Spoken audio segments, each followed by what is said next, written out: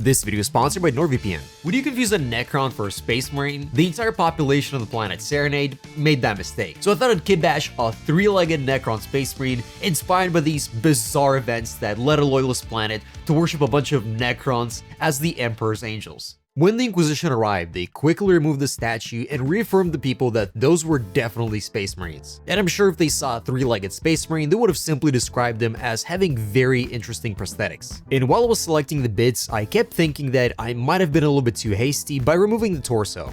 While the Inquisition was making the report about these so-called Space Marines, I'm sure the civilians would have mentioned the three-legged Space Marine having a massive spine. To accommodate this perfectly normal description, I had to scrape away a relatively large chunk of the area so that I could put the Space Marine chestplate there. I wanted to try my best to create a seamless transition from where the Necron and the Space Marine parts are going to be meeting. Even though I was trying my best to avoid it, this did mean that I'll have to take out the green stuff. After all, green stuff is the duct tape of kitbashing. When in doubt, just slap some green stuff on there. Which was precisely my approach when I was trying to connect these two parts together. Then I did my best to smooth out all of the transitions and just try to make them look a bit more seamless. And it wasn't perfect, but I think it looked relatively good. Now, not to entirely dismiss them as idiots, the Lich Guard do have very strong resemblance to Space Marines, especially if you've never seen one. They're freakishly tall, they have massive shoulder pads, they even have decorative tassets that serve absolutely no practical purpose and are entirely in the wrong position. When you're on a lonely planet and you're being invaded by a massive army of orcs and all of a sudden these strange metallic creatures show up, you say, wow, thank you so much for saving us. You must be those Space Marines we heard about but never seen. You're a bit skinny and, a bit metallic looking, but hey, we're not judging. Thanks for saving us. Here's a statue. We're gonna worship you. I was a bit torn when choosing a helmet. I really thought that going for the half cyborg option would be particularly cool. However, I really couldn't think of how somebody would describe a Necron as having some flesh on them. Unless we're talking about a very specific type of Necron, but that's a whole different breed. So instead, I went with a helmet from the Inceptor that had really cool tubes on it and began filling in the neck area with a bunch of green stuff. Looking at this perfectly normal Space Marine, I did notice that the center area was just a little bit empty. So I thought it'd be a pretty good solution to put a 20-inch purity seal on there, which should accommodate a very large amount of prayers to the Emperor. And I enjoyed that idea quite a bit, so I also ended up slapping a purity seal on each of the legs. After all, Space Marines and purity seals go hand in hand. And of course, Necrons are often accompanied by scarabs, Space Marines by servitors. So I attached this little fella onto his legs as if he's been repairing it recently. Now, of course, when our citizens would have been describing the Necron weapons, the kind Inquisitor would have corrected them and stated that they were in fact chain swords and Astartes axes, and most definitely not the insanely powerful Necron weapons they actually saw.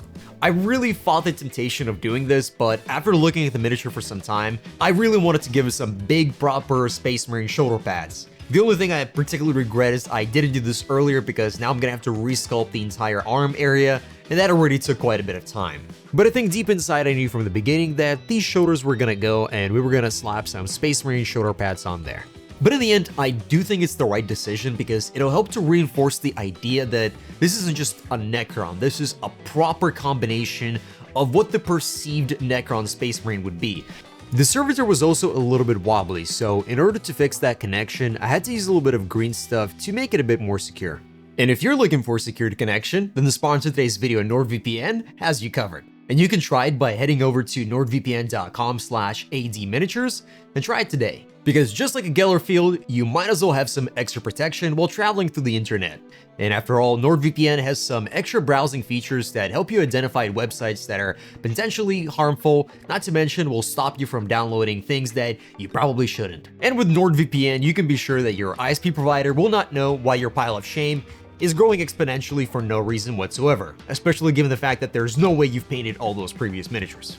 And I personally like to travel around the globe virtually, allowing me to access over 100 countries so that I can watch a lot more streaming services. You just gotta make sure that the streaming services allow that. So head on over to nordvpn.com/adminiatures and get started today. Not to mention they have 30-day money back guaranteed, so if you don't like it, you can cancel and get your money back. So head on over to nordvpn.com/adminiatures, get started today. It would look really awesome. The very classical idea of a Necron with this really black, deep armor, with this really cool green glow that just highlights the armor. While the artwork does feature a very beautiful non-metallic metal, there's something much simpler we can go for. By dry brushing a bit of gray in the model, it'll make the black look a lot less boring and provide some necessary edge highlighting, giving the armor a lot more depth, and more importantly, it's something you can easily scale to an entire army. And with how much fun I've had with this project, it's something that I've had at the back of my mind. And of course, we can provide some manual edge highlighting just to make the model look a lot less dry brushed. Instead, I'll be directing a lot more of my time on mastering the OSL. Now, I will be focusing on only a single area of OSL, which is the fact that my servitor has this very interesting flame. I could have gone for a lot more places with OSL, like the axe, the little areas in the Necron, but the problem with that is once you have so many areas of OSL, you have to think about how they interact with each other, making it very difficult. And I think focusing on just a single element and really trying to get it right will create a much more interesting visual and be a lot easier for me. Even though I'm starting off with a little bit of airbrushing, this is mainly just to make the process a little bit easier for me. In reality, majority of the cell is still going to be done with a brush. But I did test this out numerous times, and if you just dry brush the surface with the color you want, you can get a really close result. The most important element is to then use your brush and manually go through the colors of brightness and slowly reach your highlight, focusing mostly on the edges and the flat surfaces of the armor, but at the same time trying your best to avoid going into the shadows. I think particularly when you're dealing with very simple color schemes like just like normal black armor, you can add a lot more flavor to your miniatures by just trying this OSL effect. For the purity seals, I did go for the natural gray that I used for my highlights, but to balance out the green in the model, I used a lot of the red for the weapons. And now that I've had my OSL effect for reference in the model, I could go back with highlights and just bring them back to the same brightness.